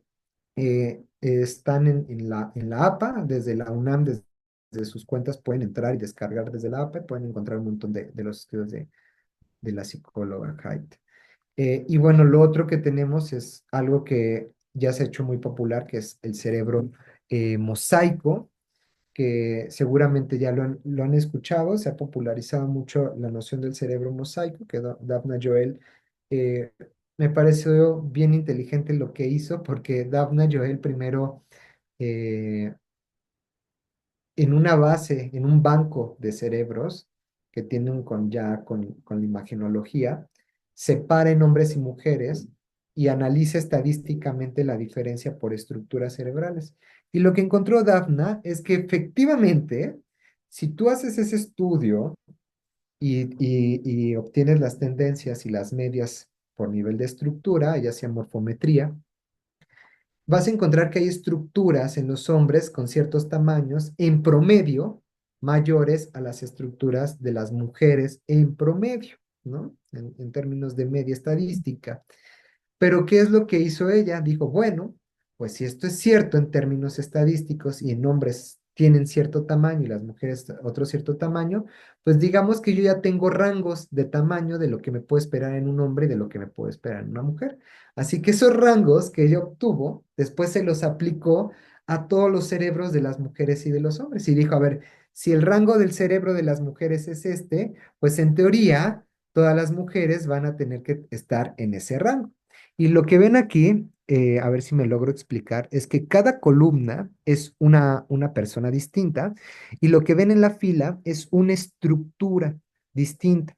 Las que ven en color rosa son las estructuras que efectivamente caían en el criterio de mujer, ¿no? Y lo que ella observaba es que, digo, en promedio podemos observar que hay mucho rosita, pero lo que ustedes van a ver es que casi no hay ni una sola mujer que tenga todas sus estructuras en rosita, ¿no? Es decir, que casi no hay ni una sola mujer que todas sus estructuras hayan caído en el rango morfométrico asociado a las mujeres. Y luego lo hizo con los hombres y así de simple vista, pues sí vemos que predomina el azul, es decir, el tamaño morfométrico asociado a los hombres, pero si se lo aplican a los hombres, vamos a observar que no todos los hombres, o la gran mayoría de los hombres, no tienen todas sus estructuras en ese rango morfométrico asociado a los varones. Y lo que ella dice es, bueno, el promedio entonces nos está engañando, porque cuando yo aplico esos promedios a cada persona, resulta que no todas las personas están cayendo en ese promedio, ¿no? Y eso es lo que ella llama cerebro mosaico, es decir, tenemos estructuras bajo esta lógica binaria, estructuras que van a caer en un tamaño y otras en otro tamaño. De hecho, cuando sacó la consistencia interna, se dio cuenta que solamente el 6% de los cerebros analizados caían como totalmente femeninos o totalmente masculinos, mientras que el 59% caía casi 50% de la mitad del cerebro era masculino y 50% femenino, y un 35% tenía esta configuración mosaica de estructuras femeninas y estructuras masculinas. Y lo que ella dice es, fíjense, solo el 6% de los cerebros caían en esa consistencia interna asociada a dos tipos de cerebros únicos. Y aquí me encanta hablar de los mangos, porque uno, porque me encantan, y otro, porque nos ayuda mucho a entender. Imaginemos que toda la vida hubiéramos clasificado los mangos en amarillos y en rojos, y que así fuera, que en México solamente hubieran amarillos y rojos. Y resulta que un día importamos mangos y hay mangos como el petacón, que tiene el color rojo y el color amarillo, u otros que tienen colores verdes, ¿no? Y entonces, ¿qué haríamos? Si yo solamente tengo dos clasificaciones de mango, lo que voy a hacer es que con calzador voy a tratar que mi mango caiga en una o en otra categoría. Y ese ha sido el problema con el concepto de dimorfismo sexual, es decir, la noción de que hay dos formas únicas de sistema nervioso. Cuando encontramos características que no caben en una o en otra, tratamos de meterla en cerebro de hombre o cerebro de mujer. Y no podemos entender que hay una diversidad de cerebros que más allá de un dimorfismo, hablamos de un polimorfismo cerebral, es decir, cerebros con condiciones y características muy diversas, porque el cerebro no solamente está conformado por el sexo de la persona que lo posee, sino por su propia historia de vida, por otras características biológicas, por su peso, por su edad, por su alimentación, etcétera, etcétera, etcétera. Así que para ir cerrando, Gina Rippon se puso de acuerdo con Jordan John, Annalise. Gina Rippon es la que les decía al principio, Rebecca Jordan, Annelise Kaiser, Daphna Joel, la del cerebro mosaico, Cordelia Fine, ¿no? Ya muchas de las que les he nombrado se pusieron de acuerdo en sacar este artículo que me parece maravilloso, que es ciertas directrices sobre cómo hacer una neurociencia eh, crítica y tratando de escapar a estas nociones neurosexistas. Pero además déjenme decirles que esto no nació así de la nada. Ellas se pusieron de acuerdo porque por ahí tuvieron un contraataque de muchos neurocientíficos que las llamaron como oscurantistas y que estaban trayendo el feminismo a las neurociencias y que lo estaban ideologizando y que no sé qué. Y ellas dijeron, a ver, yo te estoy dando datos, ¿no? Yo no te estoy hablando de otro, te estoy dando datos puros y cómo los datos mismos te están diciendo que hay algo que no estás tomando en cuenta. Una de esas es las técnicas estadísticas. Rebecca Young entendió que había que hacer análisis de covarianza, es decir, no solamente es mi promedio y ya, ¿no? Acuérdense que los promedios tienen variaciones. Tenemos análisis de varianza. ¿Qué tanto están variando mis datos alrededor de ese promedio? Y esas variaciones pueden afectarse por otras variables. Para saber cuáles son, hacemos análisis de covarianza o regresiones múltiples para identificar si hay variables que tienen efectos a futuro. Y estas análisis de covarianza nos permiten identificar otras variables biológicas, porque déjenme, por si no nos hemos dado cuenta, el cuerpo biológico no solo es sexo, nuestro cuerpo biológico también es edad, también es nutrición, también es peso, también es talla, también es estatura, es nivel hormonal, es decir, porque si nuestros cuerpos biológicos están constituidos por una cantidad impresionante de variables biológicas, ¿por qué nos dividimos solo a través de una variable biológica que es el sexo? ¿Y por qué atribuimos que entonces cualquier efecto diferencial está asociado meramente al sexo? Lo que ellas han dicho es, híjoles, yo me lo tomaría con precaución. No te estoy diciendo que el sexo no tenga que ver, ¿eh? Ellas nunca han dicho eso. Lo que están diciendo es que somos cuerpos biológicos, sistemas abiertos que están asociados a otras variables biológicas y nunca las medimos. Nunca asociamos ese tipo de variables. Y eso es lo primero que ella dice, que cuando hagamos neurociencias, no solamente pesemos el tamaño del cerebro, también pensemos qué tan altas eran esas mujeres, ¿no? Porque tal vez si yo mido a mujeres de un país, por ejemplo, a las mujeres mexicanas respecto a las mujeres estadounidenses que tienen tallas distintas, ¿no? Estaturas distintas en promedio, tal vez voy a encontrar que el tamaño del cerebro también es distinto y qué preocupante hacer inferencias a raíz de eso, ¿no? Me parecería terrible y ya se ha hecho, ¿eh? Pero bueno, esa es otra historia que tiene que ver más con el racismo. Eh, ¿Qué otra cosa? Hay otra técnica en estadística que es muy importante, que es el tamaño del efecto. En estadística utilizamos algo que son pruebas paramétricas que nos justamente responden a parámetros y que nos dicen, a ver, tú tienes dos muestras y tienes promedios distintos. Y según la probabilidad, esta prueba te dice qué tan probable es que esas diferencias de promedio estén dadas por la variable que tú estés estudiando. Y lo que nos están diciendo ellas es, eso no es todo. Hay algo que se llama la medida de Cohen y esta medida es qué tan diferentes son las diferencias, ¿no? Porque tú puedes tener una mini diferencia que estadísticamente es significativa y eso biológicamente no significa absolutamente nada. Pero como ya te dio diferencia, a publicar, ¿no? Órale, vámonos a publicar porque ya me dio diferencia. Muchas de las tendencias de la gente en neurociencias es que te publican diferencias entre hombres y mujeres que son básicamente insignificativas, aunque estadísticamente te las hayan dado. Y cuando sacan el análisis de Cohen, ¿no? No es lo mismo esta diferencia. Por ejemplo, aquí yo les tengo una distribución, dos distribuciones, y hay estadísticas diferentes de las medias de una distribución a otra, a esta diferencia. Entonces, lo que ellas dicen es que yo no voy a aceptar una diferencia por sexo, al menos que su nivel de Cohen sea un nivel alto.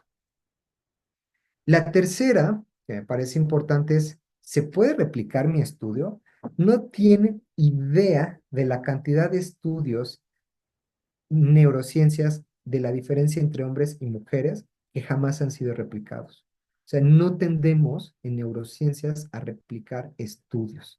¿Quiénes los han replicado? Las personas que se han visto afectadas por ellos, ¿no? Por ejemplo, se han replicado estudios que tienen que ver con variables neuropsicológicas, retoman estudios y ahí se dan cuenta que si tú no tomaste en cuenta una variable u otra en el análisis, ya no encuentras las diferencias, pero son muy pocos los que han verificado y replicado estudios ya hechos. Necesitamos replicar estudios, sí o sí. Yo de verdad he visto una cantidad de cosas que no tienen idea, no tienen idea de cómo llegan a conclusiones con cuatro participantes de un grupo, cinco del otro grupo encuentran una diferencia y ya dijeron que ya, y eso nunca se replicó. y quedó como una verdad, ¿no? Y se cita 100 veces como una verdad incuestionable. El otro caso es, si yo encuentro diferencias, si pasaron todas mis pruebas estadísticas, cuarto es, tengo que diferenciar, ¿no? Si esto verdaderamente es por el cerebro o si es una condición social. Eso es bien importante. Ya la psicóloga Haidt lo encontró y dice, sí hay diferencias por sexo, pero cuando yo hice mi análisis, decía ella, lo que encuentro es que esas diferencias por sexo, pues no puedo decir que sean por la organización cerebral, porque hay condiciones pedagógicas, sociales, que también me están generando diferencias. Entonces, es un atrevimiento de cualquier persona de las neurociencias asumir que la respuesta es meramente el cerebro, porque entonces eso es cerebrocentrista. Que acuérdense que es una de los pies del neurosexismo.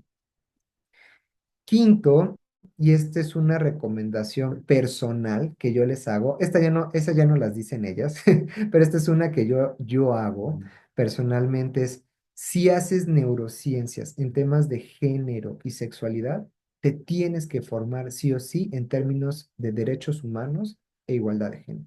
O sea, no hay de otra. No la hay. Y eso se las digo yo por experiencia propia porque en mi doctorado estuve con un comité que yo supondría que eran personas altamente preparadas, porque eran personas que estudiaban estos temas, personas que habían sido profesores en Harvard, ¿no? Que uno se apantalla con esos grandes CVs y dices, wow, ¿no? Qué gente tan brillante. Y cuando haces tu análisis y tu interpretación de datos, te encuentras que esa persona tan brillante que dio clases en Harvard te sale con el discurso más rancio que te puedas encontrar y que cualquier persona en la calle te pueda decir, ¿no?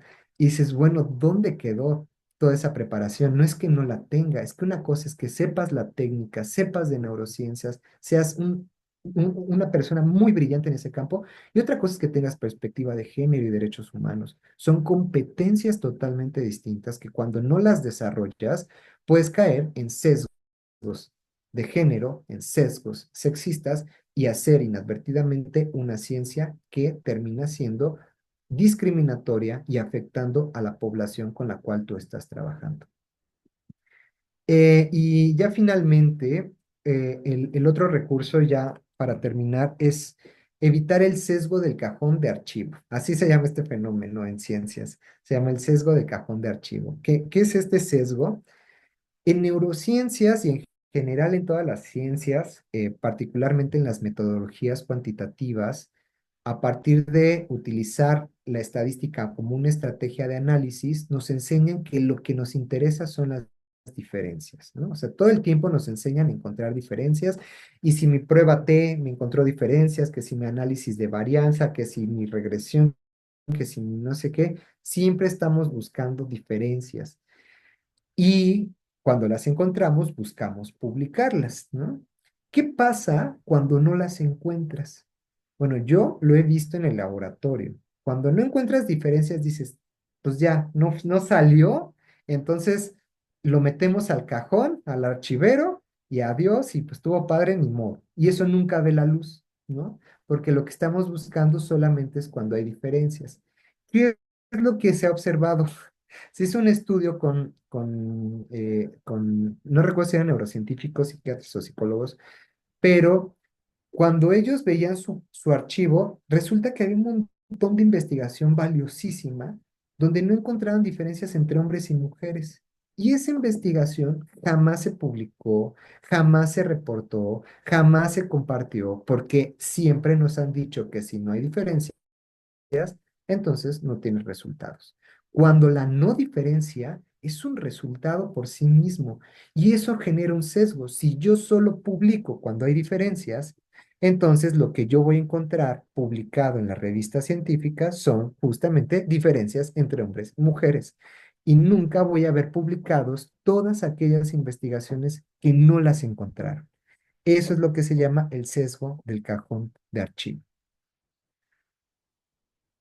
Y ya para finalizar, es esta frase que trae Gina Rippon en su libro de Gendered Brain, es un libro precioso, y que nos dice, Hacia el inicio del libro, dice, los cerebros reflejan las vidas que hemos tenido y no solo el sexo que poseemos. Somos mucho más que nuestro cerebro. Ya. Ay, sí me eché un ratote, ¿eh? No, súper bien. Mil gracias, Mau. Yo creo que no nos alcanza tanto para algunas preguntas, por lo menos una, porque tengo asesoría metodológica con otros cachorros que se me han perdido por el camino y que tienen que entregar algo para este fin de semana y apenas vienen preguntando. Entonces, y no estoy hablando del 614, 305. Entonces, bueno, son coscorrones que voy a tener que dar, pero, a ver, ¿hay alguna duda en este momento? ¿No? No. Yo encontré, a ver, el texto que te decía, bueno, no tanto el Ajá, texto, sino que el autor que cita precisamente está Fernanda Pérez Gay y se llama Gustave Le Bon, ok. donde él decía, esta inferioridad, la de la mujer, es tan evidente que nadie puede discutirla ni momentáneamente. Lo único a discutirles es el grado de esta diferencia. Existe un gran número de mujeres cuyos cerebros son de un tamaño más próximo al de los gorilas que al de los cerebros más desarrollados de los varones, ¿no? Todos los psicólogos Ok. que han estudiado la inteligencia de las mujeres, incluso los poetas y novelistas, reconocen que las mujeres representan las formas más inferiores de la evolución humana y que se acercan más a los niños o a los salvajes que a un hombre adulto civilizado. Y que eso escribió para descalificar la participación política de las mujeres desde esta noción pues muy básica de las neurociencias. Y Gustave Le Bon, que era, ¿cómo se llama? Alumno de Brock. Entonces, el cuento cuenta solo. Y igual era antropólogo físico. De hecho, en el Ah, libro también era este que, antropólogo. Ok, sí, en el de Gina Rippon, ahora que lo dices, es verdad, sí es cierto, cita a Gustave Le Bon y creo que ahí es donde cita esta frase de que los compara, donde compara mujeres con simios o las infantiliza, ¿no? Por el tamaño de su imagino. cerebro. Pero bueno, miren, entonces ya por, si no hay tiempo, entonces me permito, esperen, ahora yo compartir la constancia. Voy.